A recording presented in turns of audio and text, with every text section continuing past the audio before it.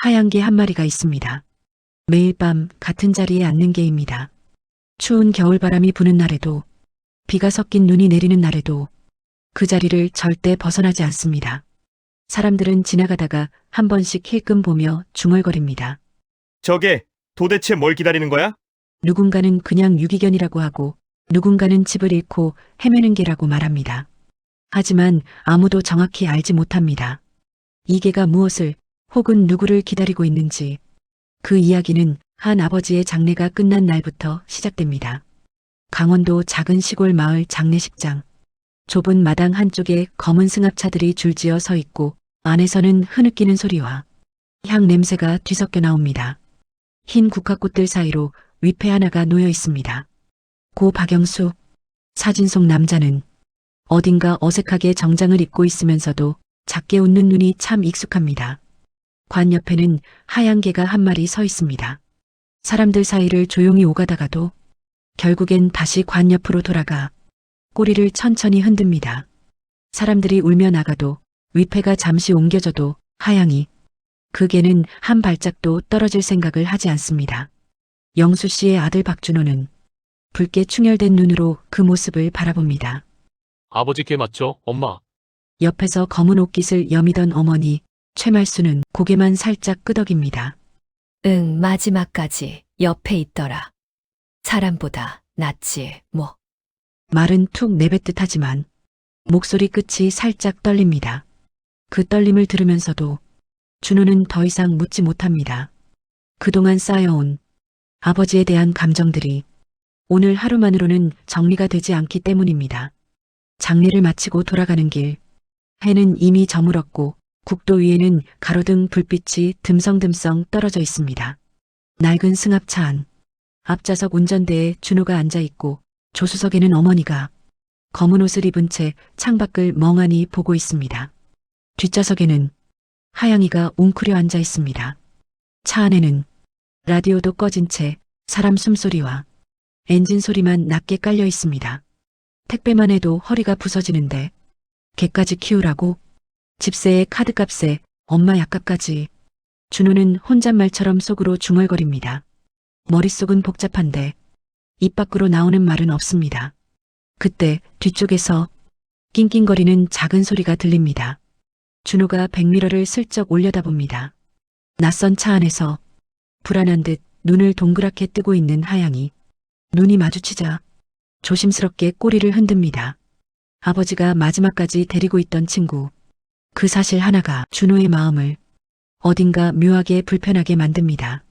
버리고 오자니 아버지가 또 한 번 버려지는 것 같고 데리고 살자니 앞으로의 날들이 버겁게 느껴집니다.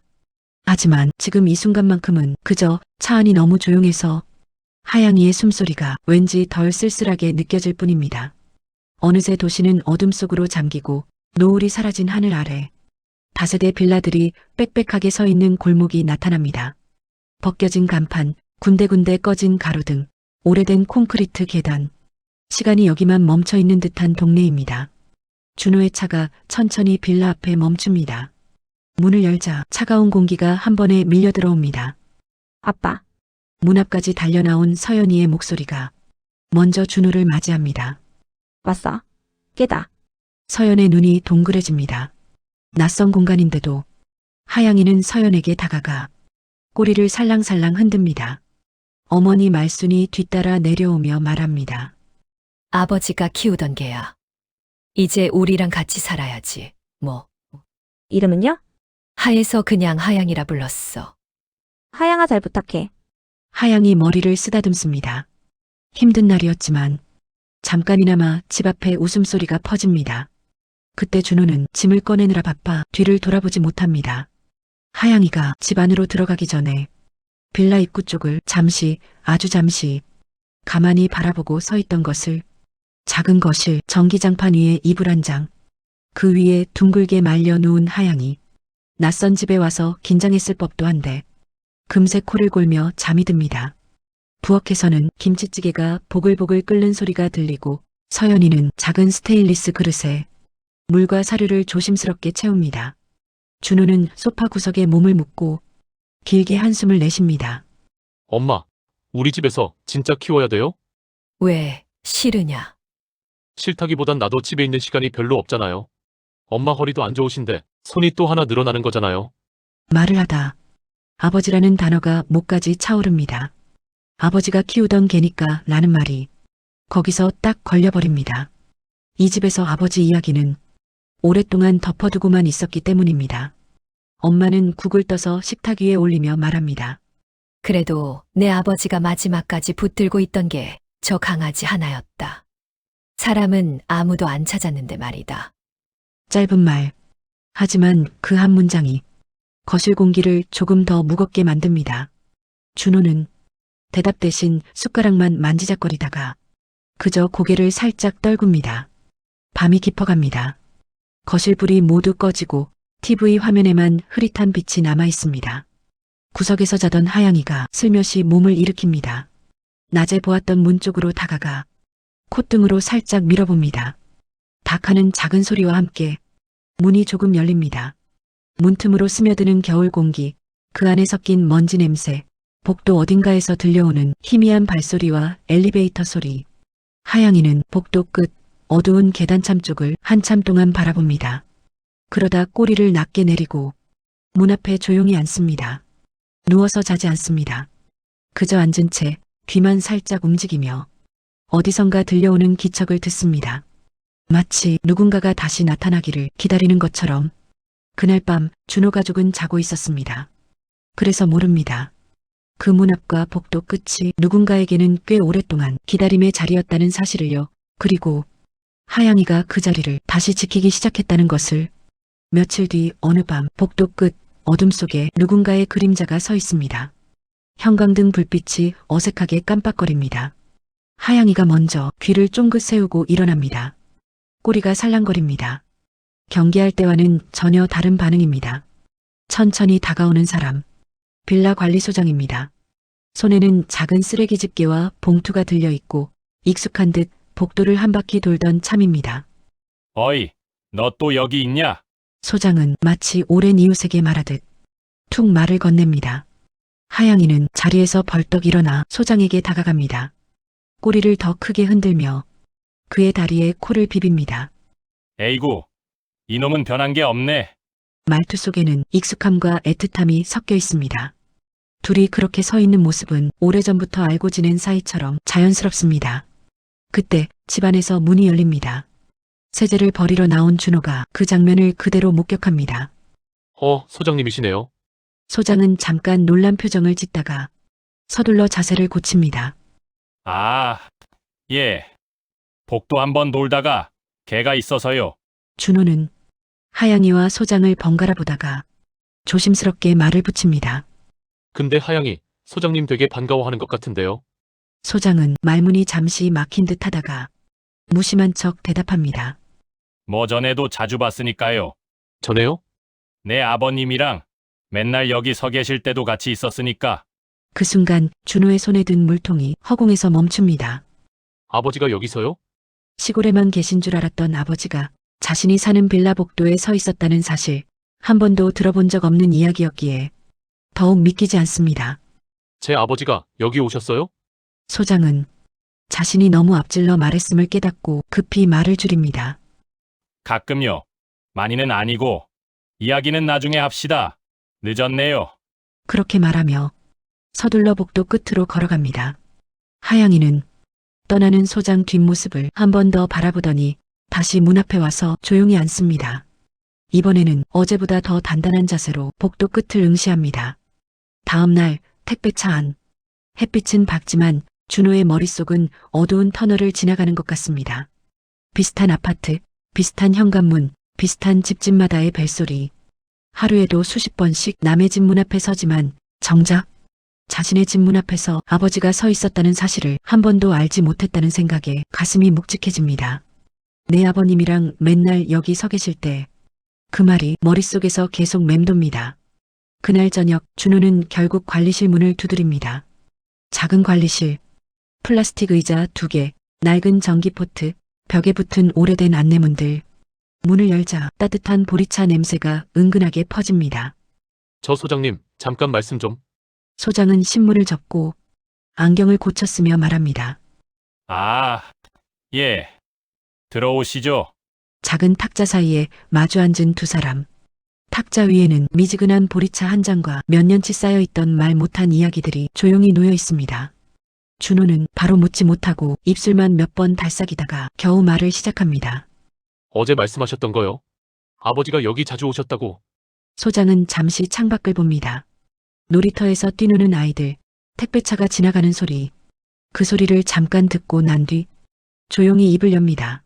자주까진 아니고요. 그래도 한동안은 꾸준히 오셨죠. 그리고 추운 겨울 처음 찾아왔던 그날 이야기를 들려줍니다. 형광등 아래 손이 꽁꽁 얼어 주머니에서 잘 나오지도 않던 노인. 옆에는 아직 젊은 하양이가 주인을 따라 쭈뼛쭈뼛 서 있었죠. 아들이 여기 산다고 해서요. 택배 일을 하는데 혹시라도 마주칠까 싶어? 그렇게 말하며 복도 끝에 한참을 서 있던 사람. 손에는 편의점 커피 2잔이 들려 있었습니다. 하나는 자신이 마실 것, 하나는 언제 올지 모르는 아들을 위해 따뜻한 채로 들고 있었죠. 택배차 소리가 나면 후다닥 계단으로 올라갔다가 막상 아들이 나타나면 계단 모퉁이 뒤로 숨어서 멀리서만 바라보던 사람. 왜 저한테 말씀 안 하셨어요? 준호의 목소리에는 소장에게 향하는 원망보다 스스로에 대한 후회가 더 많이 섞여 있습니다. 소장은 고개를 숙이며 말합니다. 어르신이 그러셨어요. 아들한테는 말하지 말아주세요. 괜히 짐 될까 싶어서요. 그리고 늘 말씀하셨습니다. 나는 그냥 잘 지내는지만 보면 됩니다. 라고. 그 한 문장이 준호의 가슴을 깊게 파고듭니다. 속으론 참 많은 말을 하고 싶었지만 현실 앞에서는 끝내 잘 지내는지만 보면 됩니다. 이렇게만 정리할 수밖에 없었던 사람. 그게 아버지가 선택한 방식의 사랑이었는지도 모릅니다. 소장은 낡은 서랍을 뒤적이다가 작은 노란 봉투 하나를 꺼냅니다. 이건 혹시 안 찾으시면 버리려고 했는데요. 언젠가 아들 오면 전해달라고 하셨습니다. 봉투 앞에는 서툴지만 힘주어 쓴 글씨로 이름이 적혀 있습니다. 준호에게 봉투 하나가 손바닥 위에서 유난히 무겁게 느껴집니다. 집으로 돌아오는 길, 계단을 오를 때마다 봉투 안종이가 작게 부딪히는 소리가 들립니다. 그 소리가 심장 박동과 섞여 점점 더 크게 들립니다. 현관앞 하양이가 언제나처럼 그 자리에 앉아 있습니다. 준호를 보자 조용히 꼬리를 흔듭니다. 한 손에는 봉투, 눈앞에는 아버지가 서 있었다는 자리. 지금 이 순간 준호는 선택해야 합니다. 아버지가 끝내 말하지 못했던 이야기와 정면으로 마주할지 아니면 봉투를 그대로 서랍 한켠에 밀어 넣을지. 그날 밤 집안은 모두 잠들었습니다. 준호는 혼자 거실로 나와 작은 스탠드 불을 켭니다.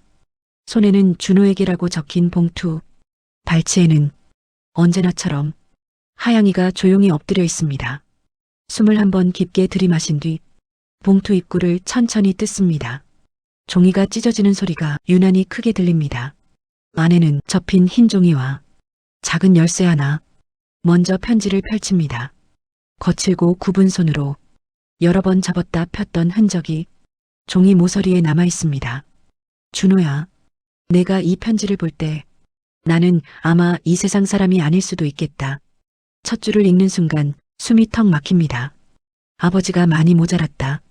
그날 너한테 했던 말 계속 마음에 걸렸다. 택배 일을 하겠다는 아들에게 남들 집 앞에 상자 나르는 일만 하려고 학교까지 보낸 줄 아냐? 그렇게 쏘아붙이던 순간이 떠오릅니다. 그럼 누가 카드값 내요? 누가 엄마 병원비 내냐고요? 그날 준호도 소리치며 돌아섰습니다. 그 뒤로 둘 사이는 깊이 갈라졌습니다. 편지 속 아버지는 그날 이후의 마음을 고백하고 있습니다. 내가 틀렸다. 힘든 세상에서 어떤 일이든 버티고 있는 것만으로도 고마운 일인데 그 말을 그땐 못했다.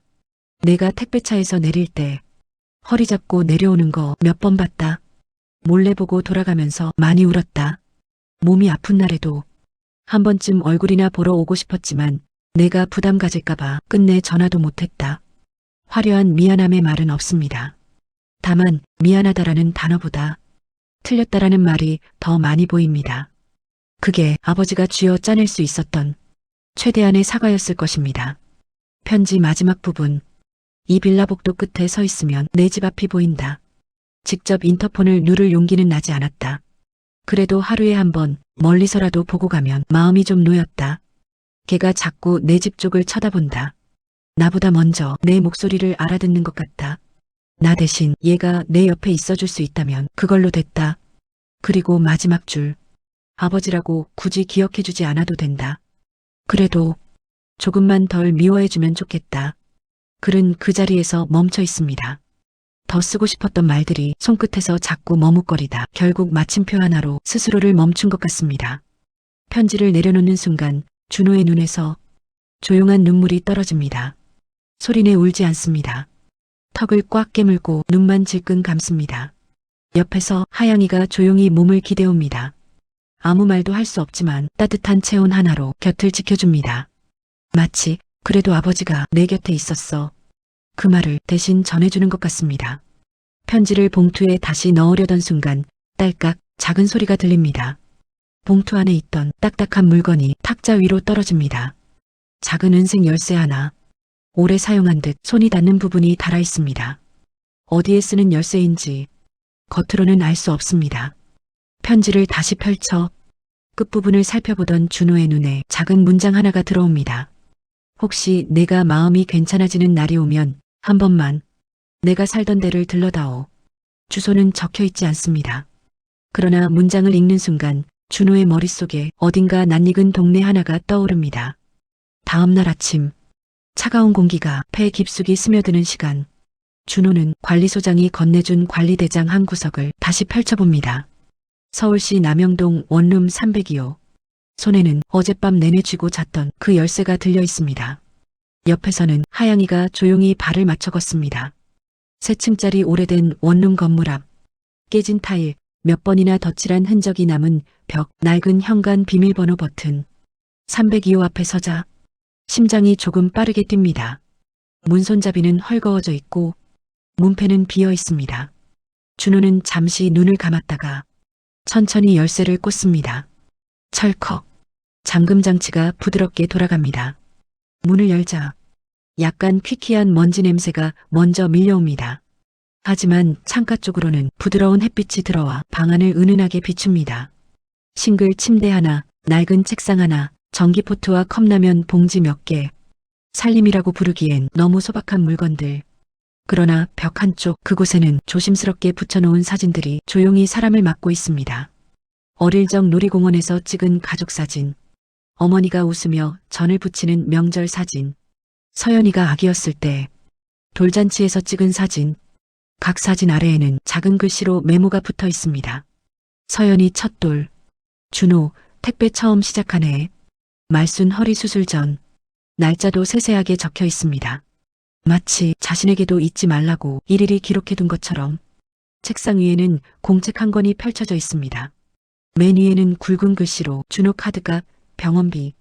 그 아래로 숫자들이 빼곡하게 적혀 있습니다. 편의점 무통장 입금 영수증들이 스테이플러로 한 대 묶여 있습니다. 보내는 사람 무기명. 금액은 크지 않습니다. 하지만 몇 년 전부터 꾸준히 이어져 있습니다. 한 장씩 넘겨보다 뒷장에 적힌 한 문장이 눈에 들어옵니다. 아들 모르게 보내야 덜 부담스러울 거다. 글씨 끝에는 길게 내려간 점 하나가 찍혀 있습니다. 망설임과 미안함이 그 한 점 속에 모두 스며 있는 듯합니다. 준호의 목이 뜨거워집니다. 내가 혼자 버티고 있다고 생각하던 세월 동안 아버지는 여기서 조용히 같이 버티고 계셨구나. 하양이는 방을 한 바퀴 돌다가 침대 아래 책상 밑을 한 번씩 냄새 맡고 결국 준호 발치 쪽에 와서 조용히 앉습니다. 마치 맞아 여기야. 이게 그 사람 자리야. 라고 말해주는 것 같습니다. 선반에는 혈압약, 당뇨약이 담긴 작은 약 봉투들이 줄지어 서 있습니다. 그 사이에서 조그마한 상자 하나가 눈에 띕니다. 상자를 열자 반쯤 쓰다 만 편지지가 나옵니다. 준호야. 언제까지 이 방을 유지할 수 있을지 모르겠다. 내가 혹시라도 이 방까지 찾아올 날이 있으면 아버지는 그때까진 잘 버틴 거다. 그 아래는 하얀 빈칸입니다. 아버지는 어디까지 쓰다가 펜을 내려놓았을까요? 몸이 너무 힘들어서였을까요? 아니면 더 이상 무슨 말을 써야 할지 몰라서였을까요? 준호는 방 한가운데에 멈춰서서 천천히 고개를 숙입니다. 소리내 울지 않습니다. 두 손을 모으듯 포갠 채 깊게 숨을 들이마십니다. 그리고 아주 작은 목소리로 한마디를 꺼냅니다. 아버지. 짧은 한마디. 그 안에 오래 묵혀둔 원망과 이제야 알게 된 고마움이 한꺼번에 올라옵니다. 옆에서 하양이가 꼬리를 한번 흔들고 천천히 눈을 감습니다. 며칠이 흘렀습니다. 이제 밤이 되어도 하양이는 복도 끝까지 나가지 않습니다. 문 앞이 아니라 거실 한가운데 둥글게 말려 눕습니다. 준호가 택배에서 돌아오는 시간, 현관문이 열리면 제일 먼저 달려나와 반깁니다. 하양이 오늘은 안 나갔네? 서연의 말에 준호가 조용히 웃습니다. 이제는 지킬 사람들 있는 데를 지키는 거지. 엄마는 그 모습을 물끄러미 바라보다가 슬쩍 수건으로 눈가를 훔칩니다. 복도 끝 아버지가 서 있던 자리는 더 이상 누군가를 기다리지 않습니다. 대신 퇴근한 아들을 위해 식탁 위에 놓인 따뜻한 국 한 그릇이 그 자리를 대신하고 있습니다. 편지와 공책, 작은 원룸방은 정리되었지만 그곳에서 발견한 마음 하나는 이 집안에 고스란히 남아 세 사람과 한 마리의 저녁 시간을 조용히 채워줍니다. 사람마다 사랑을 표현하는 방식은 다릅니다. 어떤 사람은 말로 사랑을 전하고 어떤 사람은 선물로 마음을 표현합니다. 또 어떤 사람은 복도 끝에 서서 멀리서 지켜보는 것만으로 사랑을 대신하기도 합니다. 그리고 또 어떤 사랑은 작은 개 한 마리와 낡은 열쇠 하나, 한 장의 편지에 담겨 아주 늦게야 우리 곁에 도착하기도 합니다. 이제 준호의 집에서 아버지 이야기는 더 이상 금기가 아닙니다. 서연은 우리 할아버지 말이야. 하며 자연스럽게 이야기를 꺼냅니다. 그 말이 나올 때마다 어디선가 하양이가 살짝 꼬리를 흔듭니다. 마치 그 사람을 아직도 기억하고 있다는 듯이요. 우리가 미처 알아주지 못했던 사랑들. 그 사랑들은 사라진 게 아니라 조금 돌아서 우리에게 오고 있었는지도 모릅니다. 그리고 오늘 그 돌아온 사랑 하나가 조용히 한 가족의 식탁 위에 자리 잡게 되었습니다.